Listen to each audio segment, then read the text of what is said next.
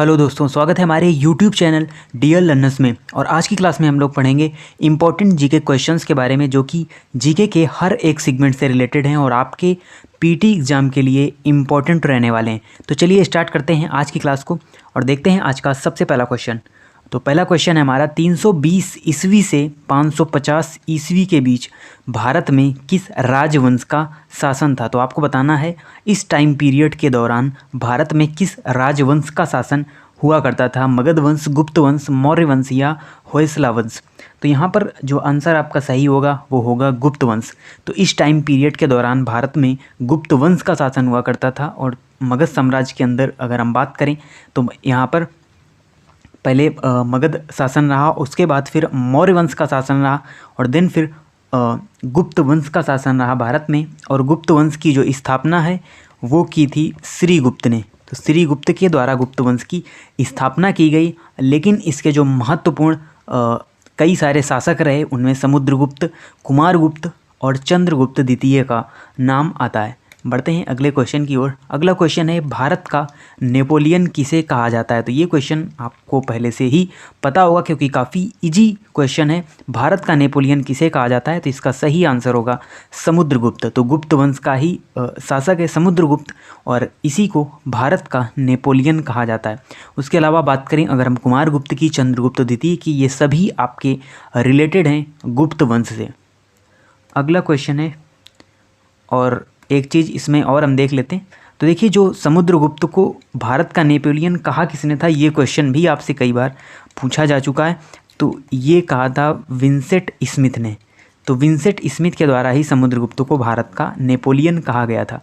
अगला क्वेश्चन है, अकबर के शासनकाल में निम्न में से कौन वित्त मंत्री हुआ करता था। तो देखिए, अकबर का जब शासन था, अकबर के शासनकाल में अकबर के नवरत्न हुआ करते थे, यानी उनमें कवि शामिल थे, सलाहकार शामिल थे, कुछ संगीतकार भी थे, साथ ही साथ सेनापति हुआ करते थे और वित्त मंत्री भी हुआ करते थे। तो ये सभी अकबर के नवरत्न में शामिल थे। और इन जो आपको ऑप्शन दिए गए हैं ये चारों ही अकबर के नवरत्न में शामिल लोग हैं। और इनमें आपको बताना है कौन वित्त मंत्री हुआ करता था अकबर के शासनकाल में। तो यहाँ पर सही आंसर है डी नंबर, टोडरमल। तो अकबर के शासनकाल में टोडरमल वित्त मंत्री हुआ करते थे। उसके अलावा बात करें अगर हम अबुल फजल की, तो अबुल फजल अकबर के शासनकाल में कवि हुआ करते थे और इनके द्वारा ही जो रचना लिखी गई थी वो है अकबरनामा। यानी अकबर के जीवन पर जो रचना लिखी गई थी अकबरनामा, वो अबुल फजल के द्वारा ही लिखी गई थी। और मान सिंह अकबर के शासनकाल में सेनापति हुआ करते थे, जो कि एक राजपूत शासक थे। और मुल्ला दो प्याजा ये यहाँ पर सलाहकार हुआ करते थे अकबर के दरबार में। अगला क्वेश्चन है, महात्मा गांधी ने करो या मरो का जो नारा है किस आंदोलन के दौरान दिया था। तो आपको बताना है महात्मा गांधी के द्वारा जो करो या मरो का नारा है किस आंदोलन के दौरान दिया गया था। तो इसका सही आंसर है भारत छोड़ो आंदोलन। तो देखिए, भारत छोड़ो आंदोलन जो कि 1942 में गांधी जी के द्वारा अंग्रेज़ों को इस देश से भगाने के लिए किया गया आंदोलन है। 1942 को ही बम्बई के ग्वालियर टैंक में गांधी जी ने एक भाषण दिया था और उसमें ही उन्होंने ये नारा दिया था, करो या मरो का नारा। तो बम्बई के ग्वालियर टैंक में अपने भाषण के दौरान 1942 में गांधी जी ने ये नारा दिया था, करो या मरो का नारा। उसके अलावा अगर हम बात करें असहयोग आंदोलन की, तो 1920 में ये आंदोलन हुआ। सविनय अवज्ञा आंदोलन 1930 में और अहमदाबाद आंदोलन 1918 में हुआ था। तो ये सभी के जो सन हैं वो भी आपको याद रखने हैं।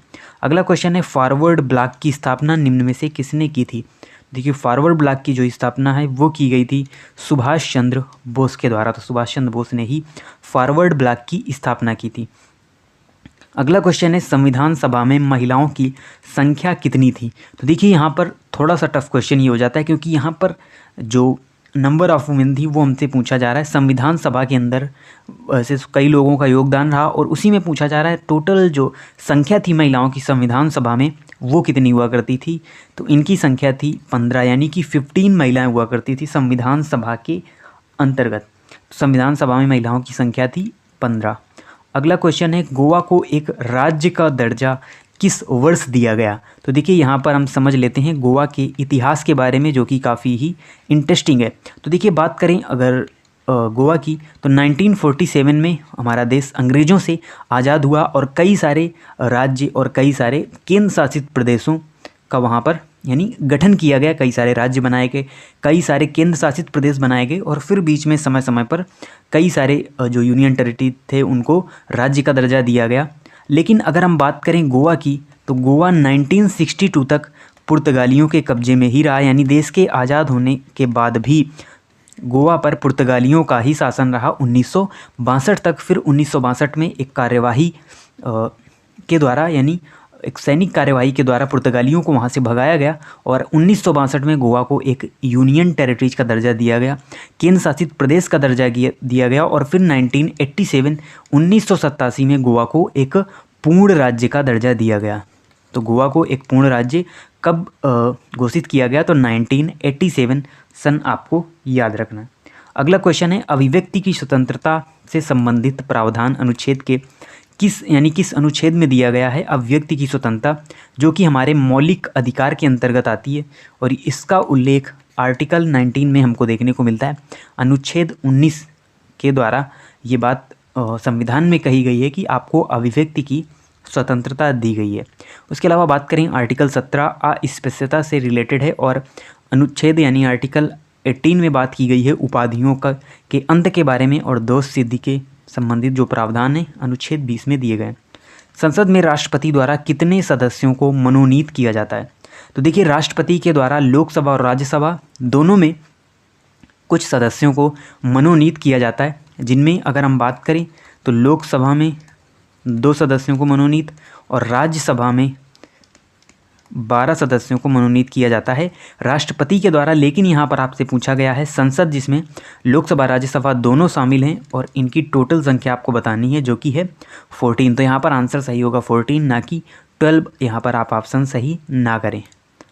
अगला क्वेश्चन है, भारत के संविधान का कौन सा भाग संघ और राज्यों के बीच संबंध से संबंधित है? तो देखिए, आपसे पूछा जा रहा है संविधान के किस भाग में संघ और राज्य के बीच जो संबंध हैं उनको दर्शाया गया है? तो ये है भाग 11। तो भाग 11 के अंतर्गत ही संघ और राज्यों के बीच संबंध के क्या मायने हैं, यानी संघ और राज्यों के बीच किस प्रकार से संबंध होगा, उनसे रिलेटेड जो प्रावधान है वो दिए गए हैं भाग 11 में। और इनके बीच में जो संबंध है वो कौन स्थापित करता है? तो उसके लिए 3 सूचियाँ हैं। और कौन कौन सी सूची? तो इसमें आती है संघ सूची, राज्य सूची और समवर्ती सूची। तो इन सूचियों के द्वारा ही संघ और राज्यों के बीच संबंध स्थापित होता है, क्योंकि संघ सूची में आपके 100 विषय दिए हुए हैं, राज्य सूची में आपके 61 विषय हैं और समवर्ती सूची में आपके 52 विषय हैं। संघ सूची के जो विषय हैं उन पर केवल और केवल केंद्र ही कानून बना सकता है और राज्य सूची के विषय में सिर्फ राज्य कानून बना सकता है और समवर्ती सूची में जो विषय हैं उनमें केंद्र और राज्य दोनों ही कानून बना सकते हैं। अगला क्वेश्चन है, दक्षिण भारत की सबसे लंबी नदी कौन सी है? तो आपको ध्यान रखना है, आपसे पूछा जा रहा है दक्षिण भारत की सबसे लंबी, ना कि ओवरऑल पूरे भारत की लंबी। अगर हम बात करें पूरे भारत की, यानी भारत की सबसे लंबी नदी कौन है, दक्षिण यहाँ पर अगर नहीं लगा होता तो फिर हमारा ऑप्शन सही होता गंगा, जिसकी जो लंबाई है लगभग 2500 किलोमीटर लंबाई है गंगा की और ये भारत की सबसे लंबी नदी है। लेकिन जब बात आती है दक्षिण भारत की तो वहाँ पर आंसर सही होगा गोदावरी रिवर। तो गोदावरी रिवर दक्षिण भारत की सबसे लंबी और पूरे भारत की सेकंड लार्जेस्ट, यानी पूरे भारत की दूसरी सबसे बड़ी नदी है, जिसकी जो लंबाई है लगभग 1465 किलोमीटर इसकी लंबाई है और त्र्यंबकेश्वर से इसका उद्गम होता है। और उसके अलावा इस पर कुंभ मेला भी लगता है नासिक में। तो नासिक में जो कुंभ मेला लगता है वो इसी रिवर में लगता है। अगला क्वेश्चन है, निम्न में से कौन सी उत्तर भारत में खरीफ की फसल और दक्षिण भारत में रबी की फसल है? देखिए, वैसे मोस्टली जो देखते हैं हम कई सारे फसलों के बारे में पढ़ते हैं कि ये रबी की फसल है, ये खरीफ की फसल है, ये जायद की फसल है। लेकिन यहाँ पर आपसे पूछा जा रहा है कि एक ऐसी फसल है जो कि उत्तर भारत में तो खरीफ की फसल कही जाती है, लेकिन दक्षिण भारत में उसे रबी की फसल कहा जाता है। तो थोड़ा सा देखिए टफ क्वेश्चन है, लेकिन इसका जो सही आंसर है वो होगा सेसमम। सेसमम नाम थोड़ा आपको नया नया लग रहा होगा, ये तिल का ही एक प्रकार है, यानी जिस प्रकार से तिल होता है उसी से मिलती जुलती एक फसल है सेसमम की फसल। और इसका जो पौधा है वो इस प्रकार का होता है, आप देख सकते हैं इस प्रकार का पौधा होता है और इसे ही उत्तर भारत में खरीफ की फसल और दक्षिण भारत में रबी की फसल के नाम से जाना जाता है। अगला क्वेश्चन है यहाँ पर, निम्न में से कौन सी मिट्टी उत्तरी मैदानों में और नदी घाटियों में फैली हुई है, यानी उत्तरी मैदानों और नदी घाटियों में कौन सी मिट्टी पाई जाती है? तो ये है हमारी जलोढ़ मिट्टी। तो देखिए जो जलोढ़ मिट्टी है यही उत्तर भारत में ज़्यादातर मिलती है और जो नदियों के द्वारा लाए गए अवक्षेप हैं उसी से इसका निर्माण होता है। और इसके भी दो प्रकार हैं, एक होती है खादर मिट्टी और एक होती है बांगर मिट्टी। तो जो खादर मिट्टी है ये नई मृदा को कहा जाता है खादर मिट्टी, और जो पुरानी मृदा होती है उसे कहा जाता है बांगर मिट्टी। और इनमें जो खादर है ये अधिक उपजाऊ होती है क्योंकि इसका निर्माण यानी इसका नया निर्माण होता रहता है, कि जिस प्रकार से नदियों के द्वारा अवक्षेप लाए जाते हैं फिर उससे इसका निर्माण होता है। अगला क्वेश्चन है, सोने के सबसे ज़्यादा भंडार कहाँ पर स्थित हैं? तो बात की जा रही है यहाँ पर भंडारों की, यानी जो गोल्ड के सबसे ज़्यादा भंडार हैं वो कहाँ पाए जाते हैं? तो इसका सही आंसर होगा जोहानसबर्ग, जो कि साउथ अफ्रीका का यानी अफ्रीका का एक शहर है जोहानसबर्ग, और इसे ही सोने के लिए सबसे ज़्यादा भंडार जो हैं वो यहीं पर पाए जाते हैं और इसे गोल्ड सिटी के नाम से भी जाना जाता है। उसके अलावा बात करें अगर हम किम्बर्ले की, तो ये भी अफ्रीका का ही शहर है और इसे हीरों की नगरी कहा जाता है। तो हीरों के लिए फेमस है किम्बर्ले शहर। और जो कोलार है ये एक खान है भारत के कर्नाटक में, और यहाँ से भी जो गोल्ड है वो मिलता है हमको। अगला क्वेश्चन है, 2011 की जनगणना के अनुसार सबसे ज़्यादा जनसंख्या वृद्धि दर किस राज्य की रही? तो देखिए आपसे यहाँ पर पूछा जा रहा है जनसंख्या वृद्धि दर, ना कि सबसे ज़्यादा जनसंख्या। अगर सबसे ज़्यादा जनसंख्या की बात आए तो फिर हमारा उत्तर प्रदेश सही होगा, लेकिन सबसे ज़्यादा जनसंख्या जो वृद्धि है वो यहाँ पर मेघालय में दर्ज की गई। तो मैक्सिमम जो वृद्धि दर है जनसंख्या में वो मेघालय में हमको देखने को मिलती है, और मिनिमम वृद्धि दर वो रही है नॉर्थ ईस्ट के ही दोनों राज्य हैं नागालैंड में। तो ये आपको याद रखना है। 2011 की जनगणना से रिलेटेड हम डेली बेसिस पर क्वेश्चन करते हैं। अगला क्वेश्चन है, नीति आयोग का पदेन अध्यक्ष कौन होता है? जिसे पहले योजना आयोग कहा जाता था, बाद में उसको नीति आयोग बनाया गया, और इसका जो पदेन अध्यक्ष होता है वो भारत का प्रधानमंत्री होता है। यानी वर्तमान में नीति आयोग के अध्यक्ष कौन हैं? तो वो हैं नरेंद्र मोदी, जो कि हमारे देश के प्राइम मिनिस्टर भी हैं। अगला क्वेश्चन है, आधुनिक अर्थशास्त्र का जनक किसे माना जाता है? तो जो मॉडर्न इकोनॉमी है उसको, यानी मॉडर्न इकोनॉमिक्स का जो जनक है वो किसे माना जाता है? तो यहाँ पर आपका ऑप्शन सही होगा एडम स्मिथ। तो एडम स्मिथ को ही मॉडर्न यानी कि आधुनिक अर्थशास्त्र का जनक कहा जाता है। अगला क्वेश्चन है, पंजाब नेशनल बैंक का मुख्यालय कहाँ पर स्थित है? तो आपको बताना है जो पीएनबी पंजाब नेशनल बैंक है, जो कि एक गवर्नमेंट सेक्टर रिलेटेड बैंक है पीएनबी, और इसका जो मुख्यालय है, हेडक्वार्टर है, वो कहाँ स्थित है? तो यहाँ पर आप नाम में पंजाब देखकर पंजाब के शहर को टिक ना कर दें। यहाँ पर आपको ध्यान रखना है जो पंजाब नेशनल बैंक है इसका मुख्यालय स्थित है नई दिल्ली में। तो नई दिल्ली में मुख्यालय, और आपको कंफ्यूज करने के लिए ही पहले इसमें लुधियाना दिया गया है कि पंजाब नेशनल बैंक है, तो आप यहाँ पर उससे कंफ्यूज हों और लुधियाना आंसर टिक करें। उसके अलावा जो बैंक ऑफ बड़ौदा है उसका तो मुख्यालय बड़ोदरा में स्थित है, और जो हमारी स्टेट बैंक है और रिजर्व बैंक है इन सभी का मुख्यालय आपका स्थित है मुंबई में। अगला क्वेश्चन है, रजत क्रांति का संबंध निम्न में से किससे है? तो देखिए बात करें अगर हम रजत क्रांति की, तो ये हमारी संबंधित है अंडे से। तो अंडे का जो उत्पादन है रजत क्रांति के अंतर्गत किया जाता है। जिस प्रकार से हमने पढ़ा था अलग अलग क्रांतियों के बारे में जो रिलेटेड थी अलग अलग चीज़ों से, जैसे जो हमारी श्वेत क्रांति है वो दूध से रिलेटेड है, लेकिन जो रजत क्रांति है वो हमारी अंडे से एग से रिलेटेड है। अगला क्वेश्चन है, निम्न में से कौन सी जीएसटी की एक दर नहीं है? आपको बताना है जीएसटी की कौन सी एक दर नहीं है निम्न में से। तो बात करें अगर हम जीएसटी की जो टैक्स स्लैब है, यानी कुछ दरें घोषित की गई, यानी इतना जो जीएसटी है वो लगाया जाएगा, जिसमें जो दरें निर्धारित की गई थी वो थी 0%, 5%, 12%, 18% और 28%।